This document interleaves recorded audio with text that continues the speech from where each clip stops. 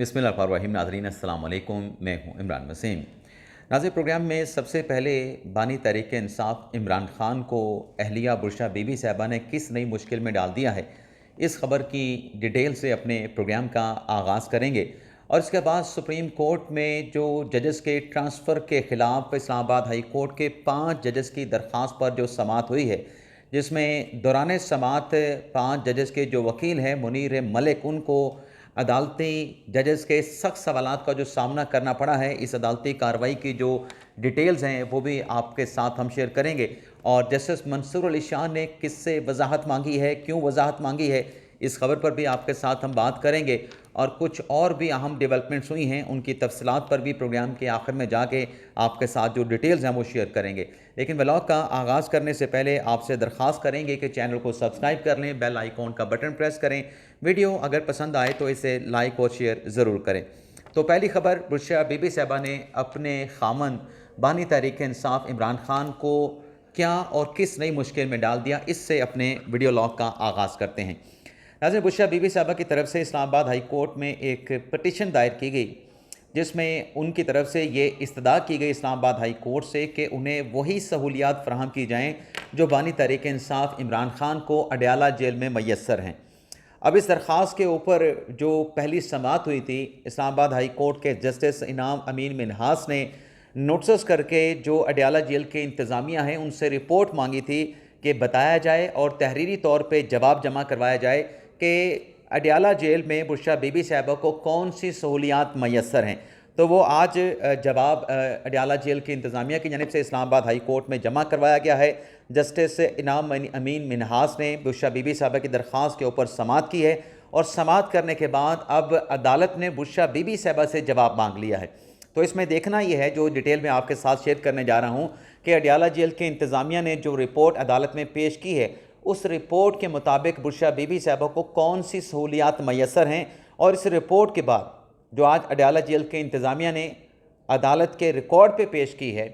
उसके बाद इमरान खान साहब को किस नई मुश्किल में बुरशा बीबी साहिबा ने डाल दिया है। तो रिपोर्ट में नाज़रीन ये बताया गया है कि इमरान खान साहब की जो अहलियाँ हैं बुरशा बीबी साहिबा, उनको जेल में अलग कुशादा कमरा दिया गया है। बुरशा बीबी साहिबा को दिन में 2 मरतबा उनका मेडिकल मुआयना करवाया जाता है। बुरशा बीबी साहिबा को मैट्रेस दिया गया है। कुर्सी, टेबल और किताबों की अलमारी भी बुरशा बीबी साहिबा को दी गई है। बुरशा बीबी साहिबा के कमरे में लाइट और पंखे का इंतज़ाम भी मौजूद है। मौसम गर्मा में बुरशा बीबी साहिबा को रूम कूलर भी फराहम किया गया है। बुरशा बीबी साहिबा को जेल में LED की सहूलत भी फराहम की गई है। अब देखना ये होगा कि जब बुरशा बीबी साहिबा का जवाब आएगा, ये LED तो उनके सेल में मौजूद है, क्या वो चल भी रही है और उस पर कौन से चैनल चलाए जा रहे हैं, ये भी जब बुरशा बीबी साहिबा का रिस्पॉन्ड आएगा उस पर पता चलेगा। और फिर इस रिपोर्ट में ये भी कहा गया है कि बुरशा बीबी साहिबा को जेल में अलहदा किचन की जो सूरत में कुकिंग की सहूलत भी उनको दी गई है। खाने का पहले मेडिकल ऑफिसर मुआयना करता है जो बुरशा बीबी साहिबा को फराहम की जाता है। और इसमें अदालत ने फिर समाअत करने के बाद जेल सहूलियात से मुतल्लिक रिपोर्ट जो है वो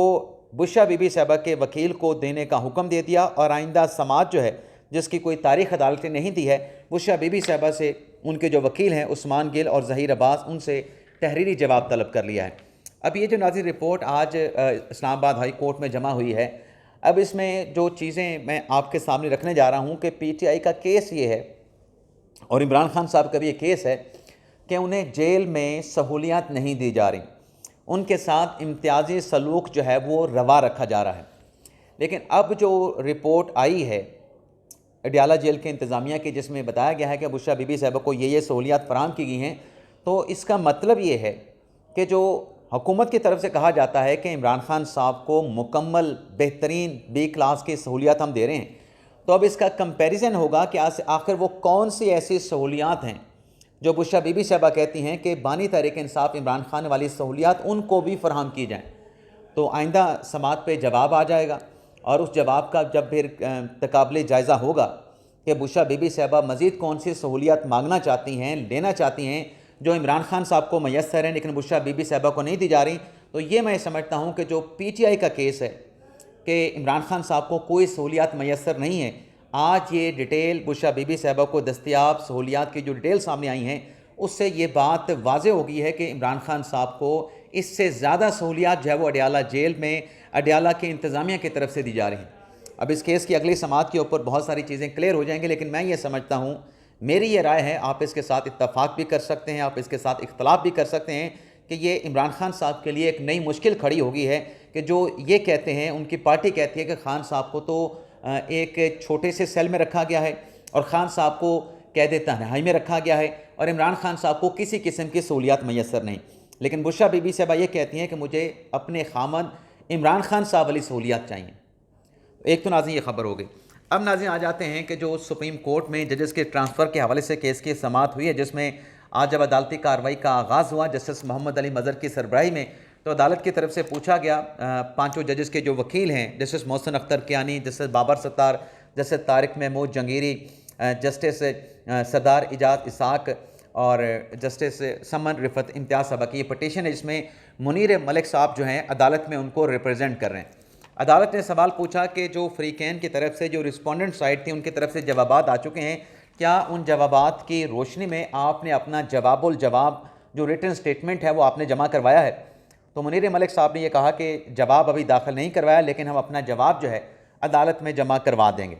अब उसके बाद मुनीर मलिक साहब ने अपने दलाइल का आगाज़ किया कि क्यों ये जो जजेस ट्रांसफ़र पे लाए गए हैं, इसमें वो इसको क्यों डिस्प्यूट करते हैं, इन जजेस के ट्रांसफ़र को पाँचों जजेस क्यों मानने के लिए तैयार रहें। तो मुनीर मलिक साहब ने अपने दलाइल का आगाज़ किया, जो 1935 का पाकिस्तान इंडिया की तकसीम से पहले जो कॉन्स्टिट्यूशन था, जो कि अंग्रेज़ों का बनाया हुआ आइन था, उससे अपने दलाइल का आगाज़ किया। मुनीर मलिक साहब ने कहा कि 1935 का जो कॉन्स्टिट्यूशन था उसमें जजेस की ट्रांसफ़र की कोई शिक शामिल नहीं थी। फिर उन्होंने कहा कि 1956 का जब पाकिस्तान का आइन बना 1947 के बाद, उसमें जजेस के ट्रांसफ़र की शिक मौजूद थी। 1962 के कॉन्स्टिट्यूशन में भी जजेस के ट्रांसफ़र की शिक मौजूद थी और 1973 के कॉन्स्टिट्यूशन में मुनीर मलिक साहब ने कहा कि जजेस के ट्रांसफ़र का जो आर्टिकल था वो 202 था। यानी आज 1973 के कॉन्स्टिट्यूशन में मुख्तलिफ तरमीम के बाद जो जजेस के ट्रांसफ़र का आर्टिकल 200 है, मुनीर मलिक साहब ने कहा कि जो पहला ओरिजिनल 1973 का कॉन्स्टिट्यूशन था उसमें जजेस के ट्रांसफ़र का आर्टिकल 202 हुआ करता था। मुनीर मलिक साहब ने कहा कि 18वीं तरमीम से पहले 1976 में, 1985 में दो ऐसी तरमीम की गई जिसमें जज का जो ट्रांसफ़र था उसे पहले 1 साल तक महदूद किया गया और 1985 में एक और तरमीम करके जज के ट्रांसफ़र को नहीं, एक हाई कोर्ट से दूसरे हाई कोर्ट में अगर जज जाता है तो उसमें 2 साल की मियाद रखती गई थी कि 2 साल से ज़्यादा जज का एक हाई कोर्ट से दूसरी कोर्ट में ट्रांसफ़र नहीं हो सकता है। फिर मुनीर मलिक साहब ने कहा कि 18वीं जब तरमीम हुई, 18वीं तरमीम में भी आर्टिकल 200 की सब क्लास 2 में जो जज का ट्रांसफ़र है उसको अबूर ही रखा गया और 26वीं तरमीम में भी इस आर्टिकल को 200 को नहीं छेड़ा गया और जज के ट्रांसफ़र की कोई मियाद उसमें नहीं दी गई। और अभी भी ये जो 26वीं आईनी तरमीम के बाद जजेस के ट्रांसफ़र का जो आर्टिकल है वो मुकम्मल तौर पे आर्जी तबादले की बात करता है, उसका जो सब आर्टिकल 2 है। तो जस्टिस मोहम्मद अली मज़हर जो कि बेंच के सरबराह नाज़रीन, उनकी तरफ से मुनीर मलिक साहब से ये कहा गया कि देखें, बेंच के अरकान ने यह फ़ैसला किया है कि हम आपसे सवालात नहीं करेंगे। हमने ये फ़ैसला किया है कि आप अपने जो दलाइल हैं, अपना केस जो है वो पुट करें, अपने दलाइल दें, अपना केस पेश करें और फिर आखिर में जाके एक सेशन होगा सवालात का। उस क्वेश्चन सेशन में हम आपसे जो है, जो हमारे ज़हनों में सवालात हैं वो सवालात आपसे पूछेंगे। लेकिन बहरहाल जस्टिस मोहम्मद अली मदर साहब ने कहा, लेकिन उसके बाद भी जब वो मुनीर मलिक साहब दलाइल दे रहे थे तो कुछ चीज़ों को समझने के लिए, सरे दस कुछ चीज़ों को समझने के लिए अदालत की तरफ से कुछ सवालात पूछे गए। मुनीर मलिक साहब ने कहा कि देखें, ये जो जजेस के ट्रांसफ़र का आर्टिकल 200 है, इसकी हारमनी होनी चाहिए आइन का आर्टिकल 175A के साथ, जो कि जुडिशल कमीशन की बात करता है। जुडिशल कमीशन के ज़रिए हाई कोर्ट्स में और सुप्रीम कोर्ट में, फेडरल शरीयत कोर्ट में नए जजेस की तैनाती की बात करता है। जस्टिस मोहम्मद अली मदर साहब ने कहा कि जुडिशल कमीशन में तो फ्रेश अपॉइंटमेंट होती है। यहाँ पे हमारे सामने जो केस है वो जजेस के ट्रांसफ़र का केस है। सलाहुद्दीन पमर साहब जो कि बेंच के सेकंड लास्ट जूनियर जज हैं, उनकी तरफ से कहा गया, क्योंकि मुनीर मलिक साहब यहाँ पे बात कर रहे थे कि अगर इस्लामाबाद हाई कोर्ट से सिंध हाई कोर्ट में जजेस का ट्रांसफ़र किया जाए तो उसका एक वो जो है वो जायज़ा अदालत के सामने आर्गूमेंट की सूरत में पेश कर रहे थे। जैसे सलाहुद्दीन पंवर साहब ने कहा कि हमारे सामने जो केस है वो इस्लामाबाद हाई कोर्ट में जजेस के ट्रांसफ़र का केस है।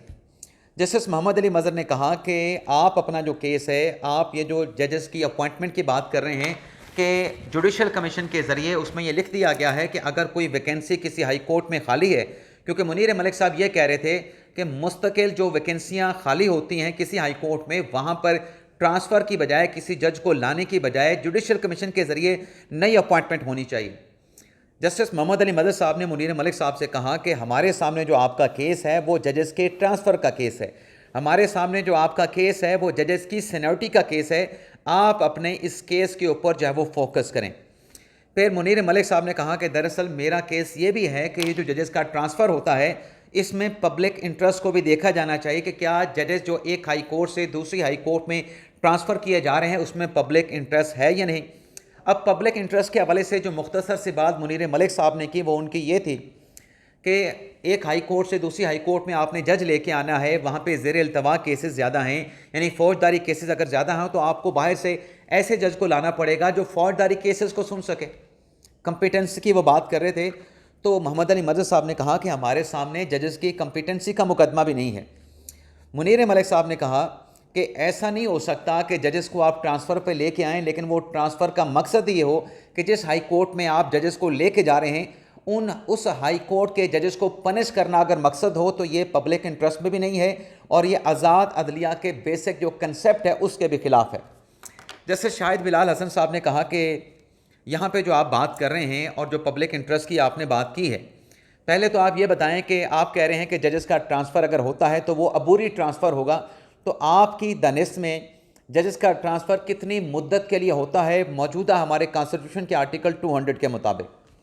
तो इस पर नाज़िम मुनीर मलिक साहब ने कहा कि जो हमारी कॉन्स्टिट्यूशनल हिस्ट्री है उसकी बेस पे मैं कह सकता हूँ कि मैक्सिमम किसी जज का अगर ट्रांसफ़र हो सकता है तो वो 2 साल से ज़्यादा की मियाद के लिए नहीं हो सकता। जस्टिस मोहम्मद अली मदद साहब ने कहा कि इस वक्त जो हमारी कॉन्स्टिट्यूशन की जो आर्टिकल 200 है उसको अगर पढ़ा जाए तो उसमें कोई मियाद नहीं दी गई। फ़िलहाल तो जज के ट्रांसफ़र की कोई लिमिट, अपर लिमिट या कोई लिमिट किसी किस्म की कॉन्स्टिट्यूशन में मौजूद नहीं है। मुनीर मलिक साहब ने कहा, एक नया नुक्ता अदालत के सामने ये रखा कि जो 1976 में कॉन्स्टिट्यूशन में तरमीम की गई, 1985 में जो तरमीम की गई उसमें 1 साल की मियाद और 2 साल की मियाद जो है वो की गई थी और ये तरमीम तब की गई थी जब जज की कंसेंट के बगैर उसको ट्रांसफ़र जो है एक हाई कोर्ट से दूसरे हाई कोर्ट में ट्रांसफ़र किया जा सकता था। अब तो जज की कंसेंट की शर्त भी इसमें डाल दी गई है। जब ये लॉजिक मुनीर मलिक साहब ने दलील अदालत के सामने रखी तो मोहम्मद अली मज़हर साहब ने कहा कि ये तो फिर आप कंसीड कर रहे हैं, अब तो इस आर्टिकल 200 में जज के ट्रांसफ़र का जो आर्टिकल है उसमें जज की कंसेंट भी शामिल कर दी गई है, तो फिर ये तो अब अनलिमिटेड है कि जज का ट्रांसफ़र जो है उसकी कोई मियाद नहीं है। शाहिद बिलाल हसन साहब ने उनसे ये कहा कि देखें, आपने जो बात की है पब्लिक इंटरेस्ट की, पब्लिक इंटरेस्ट की अगर दलील है तो पब्लिक इंटरेस्ट के आप जो है वो डिफ़ाइन करेंगे। और जैसे शाहिद बिलाल साहब ने कहा कि मुझे इस कानून के शोबे में कोई 4 दहाइयाँ हो चुकी हैं, मुनीर मलिक साहब को मुखातब करके कहा कि आपको 5 या हो सकता है 6 दहाइयाँ कानून के शोबे में आपको हो चुकी हों। जज की जो कॉम्पिटेंसी है वो बार में डिस्कस की जाती है कि जज कितना काबिल है, और जब कोई जज बनता है तो वो हल्फ उठाता है आइन और कानून के मुताबिक फ़ैसले करने का। तो इसमें आपने डिफ़ाइन करना है कि पब्लिक इंटरेस्ट इसमें क्यों ज़रूरी है। फिर आगे चल के मुनीर मलिक साहब से एक और सवाल हुआ कि आप के दलाइल से लगता है कि आप जजेस के ट्रांसफ़र को एक्सेप्ट कर रहे हैं, लेकिन आपकी दलील ये है कि ये ट्रांसफ़र जो है वो अबूरी होना चाहिए। लेकिन मोहम्मद अली मदद साहब ने उनसे ये सवाल किया कि आप ये बताएं कि क्या जब कोई अबूरी भी ट्रांसफ़र के ऊपर जज आता है तो क्या अबूरी ट्रांसफ़र आने के बाद उसकी जो सीनियरिटी है उस हाई कोर्ट में सबसे नीचे यानी जूनियर जज की जो है उसकी सीनियरिटी बन जाएगी? ये सबसे बड़ा अहम सवाल है। जैसे सलाहुद्दीन पंवर ने कहा कि आप तबादले को तो मान रहे हैं, अब आपका केस ये लगता है कि आप सिर्फ जजेस की सीनियरिटी को डिस्प्यूट कर रहे हैं। मोहम्मद अली मदद साहब ने कहा कि अगर कोई जज ट्रांसफ़र पे आकर किसी हाई कोर्ट में जूनियर जज उसने बनना है तो फिर ऐसे ट्रांसफ़र की कंसेंट वो जज क्यों देगा जब उसने एक हाई कोर्ट से निकल के दूसरी हाई कोर्ट में जाके सबसे जूनियर जज लगना है। इस पे मुनीर मलिक साहब ने कहा कि अगर उसको इस बात का डर है कि वो जूनियर जज होगा और जूनियर जज ही होगा तो उसको अपनी कंसेंट नहीं देनी चाहिए। तो अब तक तो इतनी नाज़रीन आज इस्लामाबाद हाई कोर्ट के 5 जजेस की दरख्वास्त के ऊपर सुप्रीम कोर्ट में समाअत हुई है और आज की समाअत में जो सवालात पूछे गए हैं उन सवालात का अभी जो जवाब है वो मुनीर मलिक साहब ने डिटेल के साथ देना है और केस की समाअत को कल तक मुलतवी कर दिया गया। कल 9:30 बजे इस केस की समाअत का आगाज़ होगा। अब नाज़रीन आ जाते हैं कि जस्टिस मंसूर अली शाह साहब ने किस बात की वजाहत मांगी है। पिछले दिनों नाज़रीन एक सुप्रीम कोर्ट के हवाले से खबर चली थी जिसमें ये कहा गया था, वो लंदन में बैठे शहजाद अकबर ने ट्वीट की थी कि एक जज के चैम्बर से कोई बगिंग के कोई डिवाइस मिली है और सुप्रीम कोर्ट के जजेस में जो है वो काफ़ी खौफ व हिरास फैल गया है उस डिवाइस के मिलने के बाद। तो उस पर नाज़रीन सुप्रीम कोर्ट के जो तर्जुमान हैं, जो पीआरओ ऑफिस हैं, उनकी तरफ से एक प्रेस रिलीज जारी करके कहा गया था कि ऐसी कोई खबर नहीं है, जजेस के किसी चैम्बर से किसी किस्म की डिवाइस नहीं मिली है, ये मन घड़त खबर है, ये बेबुनियाद खबर है और ये झूठी खबर है। ये प्रेस रिलीज जारी करके सुप्रीम कोर्ट के तर्जुमान की तरफ से बताया गया था। अब नाज़रीन ज़राए से ये खबर सामने आ रही है